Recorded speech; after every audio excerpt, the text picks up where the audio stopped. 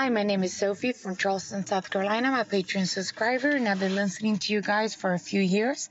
I wanted to talk about a book I just finished up. It's called Buy Nothing, Get Everything. The concept of this book talks about how instead of going out and buying things and contributing to all these companies that you may not stand for, and creating more problems, and ecologically, right? Because we're buying things and creating more plastic and creating more things in this world that we may not need.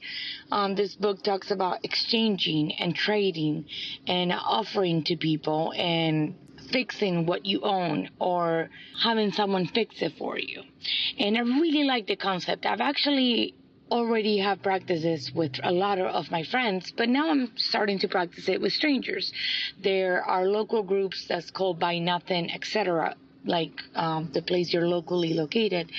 And I've subscribed to all of them, and I've gotten, a few things. Actually, I was working on a side project from my home, and someone has some leftover drywall, and I grabbed that up, and now I used it on my project that I'm working on. And I've also gotten rid of some things as well that hopefully it served a great purpose for someone else.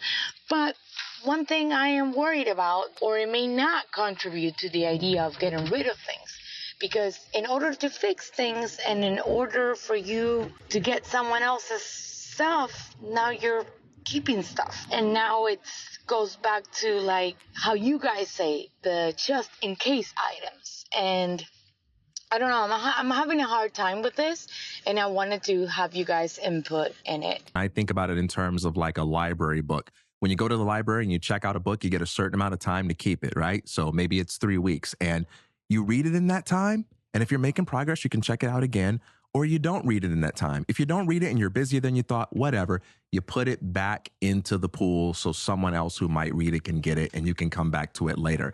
And so if you're afraid of just in case, it doesn't sound like you have a just in case issue, Sophie. It sounds like you're dealing with more of a know my lifestyle kind of issue. You take things into your home because you're good at knowing how you can use them or redistribute them. But if you're concerned about some just in case, you can just take a library technique and say, you know what, for anything I bring into my home, I get a 3-week turnaround. You can adjust that number, fine tune it to how it fits your lifestyle. And if you don't use it or give it away during that time, you put it back into the community storage locker, so to speak.